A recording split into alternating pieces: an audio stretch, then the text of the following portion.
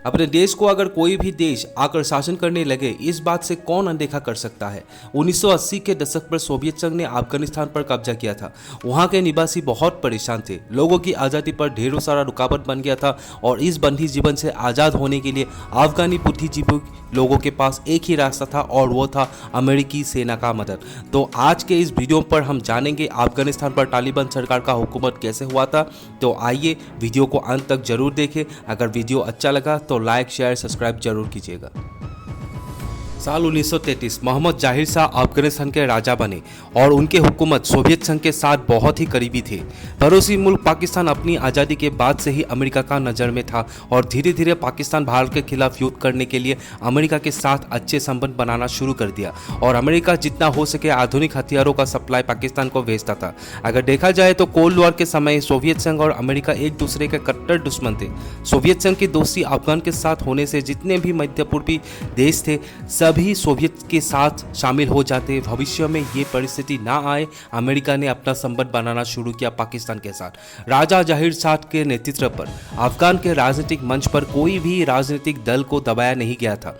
उन्होंने साल 1967 पर एक बैठक बुलाया था। जितने भी राजनीतिक दल के नेता थे सब शामिल हुए थे इस बैठक पर। अफगान राष्ट्र को एक नया संविधान रचना करने का प्रस्ताव रखा गया था और आने वाले समय पर कैसे एक प्रतिनिधि सरकार का गठन किया जाए।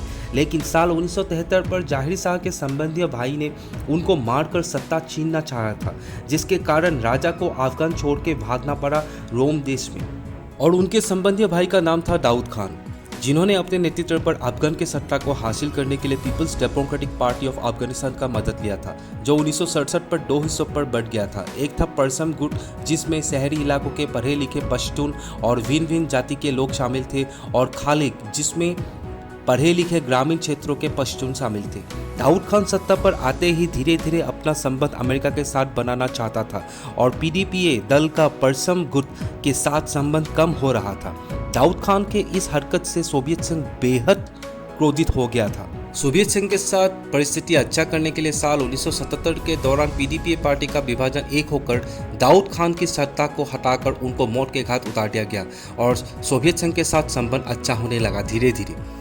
पीडीपीए की सरकार सत्ता पर आते ही खालिक नेता हफीजुल अमीन को राष्ट्रपति चुना गया और उनके आते ही कठोर तरीकों से भूमि पुनर्निर्माण प्रक्रिया शुरू कर दिया और जितने भी राजनीतिक विरोधी थे सबको मौत के घाट उतारना शुरू कर दिया, जैसे कि शिक्षक, छात्र, धर्मीय नेता और ज़्यादातर शिया मुसलमानों को मारना शुरू किया।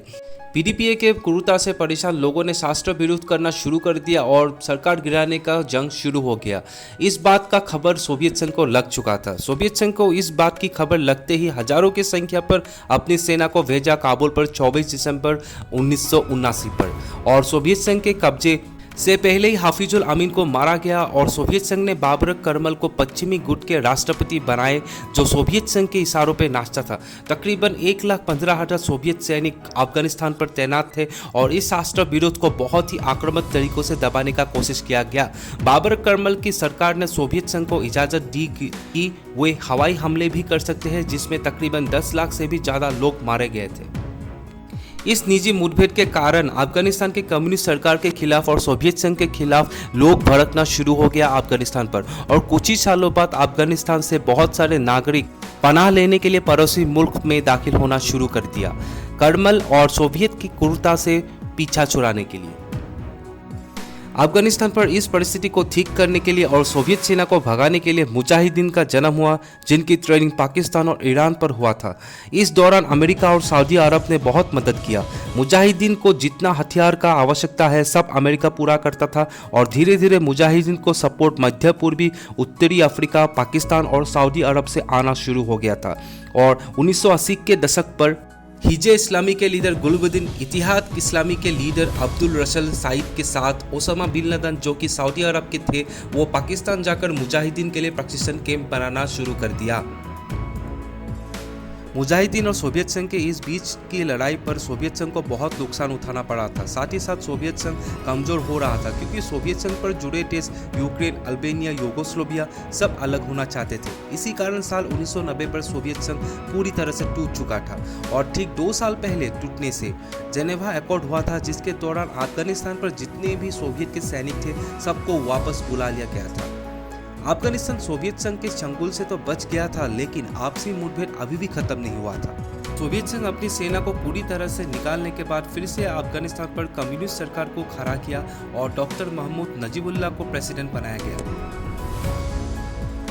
इसके बाद भी अफगानिस्तान पर राजनीतिक मुठभेड़ कमा नहीं था।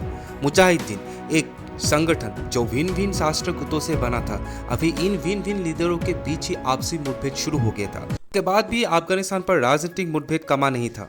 मुजाहिदीन एक संगठन जो भिन्न भिन्न शास्त्र गुटों से बना था, अभी इन भिन्न भिन्न लीडरों के बीच ही आपसी मुठभेड़ शुरू हो गया था। साल 1992 पर मुजाहिदीन के लीडर अहमद शाह मसूद ने नजीबुल्लाह को सत्ता से हटाने के लिए अफगान के राजधानी काबुल शहर पर हमला कर दिया और पीडीपीए का अंत हो गया।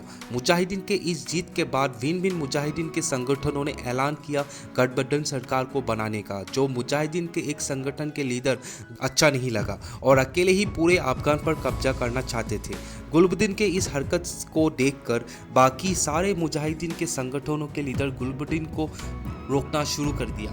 गुलबुद्दीन इस बात से बहुत ही नाराज थे और अकेले ही पूरे अफगान पर कब्जा करना चाहते थे। गुलबुद्दीन के इस हरकत को देखकर बाकी सारे मुजाहिदीन संगठनों के लीडर गुलबुद्दीन के साथ आपसी मुठभेड़ शुरू हो गया।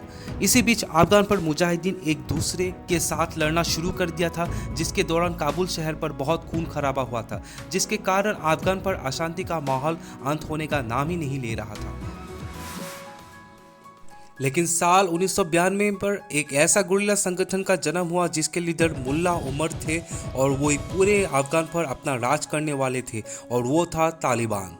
तालिबान एक धर्मीय शिक्षा प्राप्त करने वाले छात्रों से बनाया गया एक शास्त्र संगठन जिन्हें अफगान में तालिब कहलाते थे।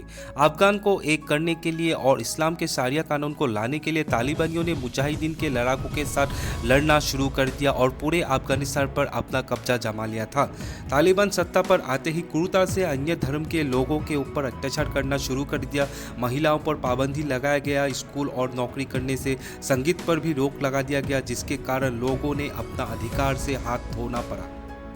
तालिबानियों के इस हरकत से अमेरिका और यूनाइटेड नेशन की तरफ से मानव अधिकारों को उल्लंघन करने का आरोप लगाया गया और अफगान पर खराब माहौल को ठीक करने के लिए और तालिबानियों को सत्ता से हटाने के लिए अमेरिका अफगान के तालिबानियों के विरोध की लीडर को मदद करना शुरू कर दिया। फिर भी अमेरिका का ये कोशिश कामयाबी से बहुत पीछे था, लेकिन अमेरिका को एक ऐसा मौका मिल गया था जो तालिबानियों को खदेड़ने के लिए और सत्ता को खत्म करने के लिए बहुत ही लाभदायक था। सितंबर 11, 2001 अलकायदा, जो एक सऊदी अरबिया का संगठन था, ओसामा बिन लादेन के नेतृत्व पर अमेरिका के वर्ल्ड ट्रेड सेंटर पर हमला कर दिया, जिसके कारण 3500 अमेरिकी लोगों ने अपनी जान गंवाई थी। इसके तुरंत बाद ही अमेरिकी राष्ट्रपति डब्ल्यू बुश ने दुनिया को ये जताया कि अलकायदा के लीडर बिन लादेन, जिसके कारण 3500 अमेरिकी नागरिकों की मौत हुई, तालिबान सरकार इसे अफगानिस्तान पर पनाह दे रहा है, जिसके कारण 9 अक्टूबर साल 2001 में अमेरिका सेना ने अफगान पर हमला कर दिया और तालिबान सरकार को सत्ता से हटा दिया गया। और जितने भी तालिबान के विरोधी थे अफगान पर अमेरिका के साथ मिलकर अलकायदा और तालिबानियों का खात्मा करना शुरू कर दिया। और दिसंबर 5, 2001 में एक समझौता के दौरान हामिद करजाई को अमेरिका और यूनाइटेड नेशन की तरफ से सत्ता को सौंप दिया गया।